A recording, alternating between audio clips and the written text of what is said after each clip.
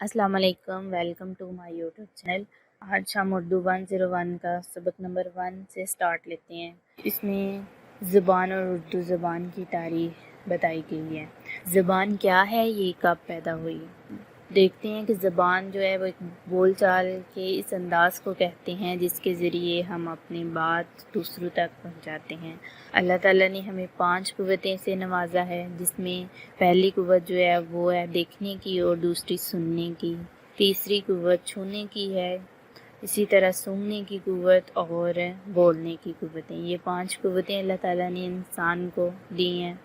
उसके बाद इसके अलावा हम अलामतें भी देखते हैं, मसलन कि सुरख रंग की अलामत, सब्ज़ रंग की अलामत और जानवरों की शक्लों वगैरह की अलामत, मसलन फाख्ता अमन की अलामत है।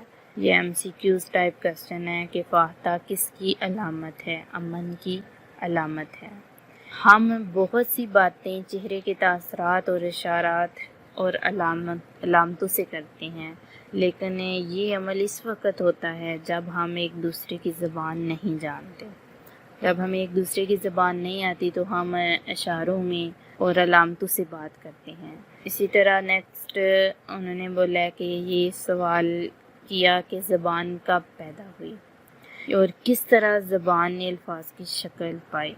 ज़ुबान की तारीख़ जो है वो 5 या 7 हज़ार साल की कबल में असर नहीं। इसकी वजह ये है कि हमारे पास इसके तहरीरी नमूने मौजूद नहीं। इसमें हमारे पास सिर्फ़ और सिर्फ एक तरीक़ा है और वो है तारीख़। हज़रत इंसान के पास कुव्वत गोयाई तो थी और वो ज़बान सिर्फ़ इन फितरी आवाज़ें के लिए जिनकी अहमियत आफाकी नौइयत की है इस्तेमाल करता था।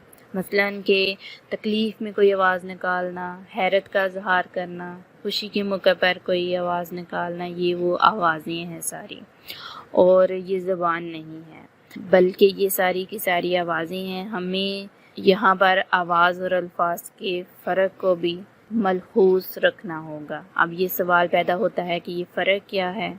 ज़ुबान जो है वो अल्फाज का मजमूआ है और ये सब जानते हैं कि अल्फाज जो है वो आवाज़ों से बनते हैं। जैसे कि ज़ुबान के अल्फाज, किसी भी ज़ुबान के अल्फाज, मसलन कि उर्दू के अलिफ बे और अंग्रेज़ी के ABC, ये आवाज़ों की अलामतें हैं। ये बज़ाते खुद अल्फाज नहीं हैं, ये आवाज़ें हैं। जब आवाज़ें मिलती हैं तो अल्फाज बनते हैं, और अल्फाज का मिलाप तो यानी कि अल्फाज की ख़ास तरतीब जो है वो जुमले को जन्म देती है। और जब कोई आवाज़ निकालते हैं, जैसे वो खुशी का इज़हार हो या हैरत का या किसी तकलीफ़ का, तो ये सारी आवाज़ें हैं, ये ज़ुबान नहीं है। नेक्स्ट हम चलते हैं कि क्या इंसान शुरू से ही ज़ुबानों पर कादिर था। इसका जवाब है हाँ, इंसान ने पहले आवाज़ें नहीं बल्कि ज़ुबान सीखी थी। नेक्स्ट है कि 5 से 7 हज़ार साल की तारीख़ दरअसल तहरीरी ज़ुबान की तारीख़ है।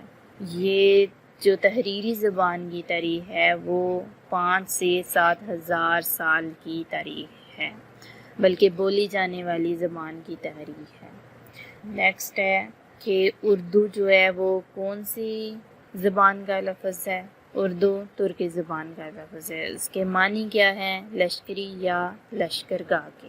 उसके आगे वो पूछता है कि ज़बान या ज़बान उर्दू कहाँ पैदा हुई, कहाँ से इसका आगाज़ हुआ, उसकी तारीख़ क्या है। ये सारे आगे हम जाके डिस्कस करेंगे।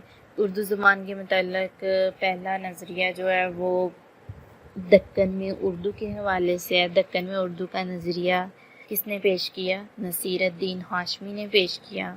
अब ये सवाल पैदा होता है कि एक नई ज़बान कैसे बन सकती है। इसका जवाब ये है कि दो कौमें आपस में इबलाग करती हैं तो अल्फाज का लेन देन होता है, या होता होगा कुछ अल्फाज अरबी के दक्कन में आ जाते होंगे और फिर दक्कनी अल्फाज जो हैं वो अरब के लोगों को समझ में आने लगे होंगे, और यही दोनों जो अबलाग हैं ज़रिया अबलाग बने होंगे, जिसकी वजह से एक नई ज़बान वजूद में आई होगी। सिंध में उर्दू का नज़रिया किसने पेश किया। सैयद सुलेमान नदवी ने अपनी किताब, उनकी कौन सी थी, नक़ूश सुलेमानी में पेश किया। सैयद सुलेमान नदवी के बकौल मुसलमान सबसे पहले सिंध में पहुंचते हैं, इसलिए इनमें زبان اور بولیوں میں فرق ہے، مثلاً سرائکی، پٹھاری پنجابی یہ زبان نہیں، یہ بولی ہیں۔ پنجاب میں اردو کا جو نظریہ ہے وہ کس نے پیش کیا؟ یہ حافظ محمود شیرانی نے پیش کیا تھا۔ انہوں نے یہ دعویٰ کیا ہے کہ اردو نہ دکن سے ہے اور نہ ہی سندھ سے، بلکہ اس کا تعلق کس سے ہے؟ پنجاب سے ہے۔ حافظ محمود شیرانی کیا کہتے ہیں؟ وہ کہتے ہیں کہ سندھ میں مسلمانوں اور ہندوؤں کے اختلاط سے اگر کوئی نئی زبان بنی تھی تو غزنوی دور میں جو 170 سال پر محیط ہے۔ آگے محمد بن قاسم جو ہیں وہ کب سندھ میں آیا؟ یہ 712 کو محمد بن قاسم سندھ میں آیا۔ 1000 عیسوی سے محمود غزنوی نے ہندوستان پر حملے کرنے شروع کیے اور 1026 عیسوی تک مسلسل حملے کرتا رہا۔ غوری سے شروع ہونے والا جو حملوں کا یہ سلسلہ ہے وہ 1857 تک جاری و ساری رہا۔ یہ وہ لوگ تھے جنہوں نے باقاعدہ طور پر مسلمانوں کے ذریعے ہندوستان پر حکومت کی تھی۔ یہ تمام لوگ جو ہیں وہ جو فارسی زبان بولتے تھے، لیکن اس کے مقابلے میں دکن سے صرف ایک رشتہ تجارت کا تھا۔ اسی طرح حافظ محمود شیرانی کہتے ہیں کہ اردو جو ہے وہ چونکہ پنجاب میں بنی، اس لیے ضروری ہے کہ وہ یا تو موجودہ پنجابی کے مماثل ہو یا اس کے قریبی رشتہ دار کی ہو۔ اردو اور پنجابی کے جملوں کی ساخت پر غور کیا جائے تو وہ ایک جیسی ہیں، مثلاً کہ فاعل، مفعول اور فعل، یعنی کہ میں اسکول جاتا ہوں، اگر اس جملے کو پنجابی میں ترجمہ کریں تو بنتا ہے کہ میں اسکول جانا وا، یہ ہو جائے گا۔ ان دونوں صورتوں میں یعنی کہ فاعل اور اسکول یعنی مفعول بالکل اسی ترتیب سے آ رہے ہیں اور جو اردو میں نظر آتی ہے۔ اسی طرح جو جدید لسانی اصولوں کے مطابق چند نظریہ ساز ایسے ہیں جنہوں نے یہ کہا کہ زبان جو ہے وہ علاقے سے نہیں، زبان سے وجود میں آتی ہے، اور ایک جگہ پر رہنے والا شخص دوسری جگہ چلا جائے تو علاقہ بدل جاتا ہے، لیکن اس کی زبان وہیں رہتی ہے جو وہ بولتا ہے۔ اب ہم یہ کہتے ہیں کہ زبان جو ہے وہ علاقے سے نہیں بلکہ زبان سے پیدا ہوتی ہے۔ اس حوالے سے ہمارے پاس جو ہے وہ دو نظریہ ساز ہیں۔ پہلا جو ہے کہ زبان علاقے سے نہیں بلکہ زبان سے وجود میں آتی ہے۔ دو نظریہ ساز کون سے ہیں؟ ان میں وہ بتاتے ہیں کہ ایک جو ہے وہ شوکت سبزواری ہے جنہوں نے تاریخ زبان اردو میں اپنے نظریات کی وضاحت کی تھی، اور دوسرے جو نظریہ ساز ہیں وہ احمد سعود حسن خان جنہوں نے مقدمہ تاریخ اور زبان اردو میں اپنے نظریات کی وضاحت کی۔ آگے چل کے وہ کہتے ہیں کہ سنسکرت وہ زبان ہے جو اعلیٰ طبقے کے ہندو بولتے تھے۔ اعلیٰ طبقے کے ہندو تھے وہ سنسکرت بولتے تھے، اور پالی وہ زبان ہے جو ہندوؤں کے اشرافیہ کی زبان تھی۔ لیکن یہ دونوں زبانیں وقت گزرنے کے ساتھ ساتھ جو ہے وہ مان پڑ گئی، کیونکہ یہ بازار میں نہیں بولی جاتی تھی، جو کہ یہ عام طبقے تک نہیں پہنچ سکی۔ یہ صرف جو ہے وہ اعلیٰ طبقے کے ہندو بولتے تھے، جو پالی زبان تھی وہ ہندو کی اشرافیہ کی زبان تھی۔ اس طرح یہ دونوں زبانیں جو ہیں وہ بازار میں نہیں پہنچی تو وہ زبانیں اپنا وجود کھو گئیں۔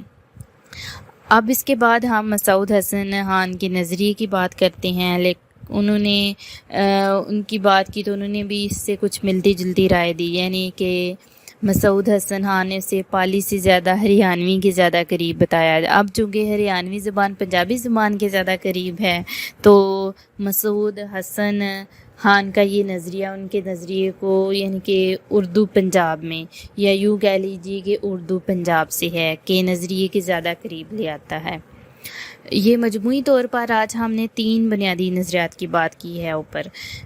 سب سے پہلے جو ہے وہ تو ہے اردو میں دکن کی، اور دوسرے نمبر پر ہم نے بات کی کہ سندھ میں اردو، تیسرے نمبر پر ہم نے بات کی کہ پنجاب میں اردو۔ اس کے بعد ہم نے جو بھی دیکھا اس میں دیکھیں کہ عربی، اگر ہم ان تینوں نظریات کو جوڑ دیں اور یہ دیکھنے کی کوشش کریں کہ جنوب مغرب، جنوب مشرق اور شمال سے پیدا ہونے والی زبان کے لہریں جو ہیں وہ دہلی میں یکجا ہو گئیں اور جہاں پر ایک نئی زبان اردو بنی۔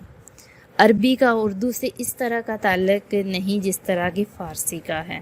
آج کے اس بحث کو اس نقطے پر ختم کرتے ہیں کہ جو دکن، سندھ اور پنجاب تینوں جو ہیں وہ اردو زبان کی تخلیق ہیں۔ اردو ایک مخلوط زبان ہے اور اس کا یہی ایک پہلو اسے غبیر اور مشکل زبان بنا دیتا ہے۔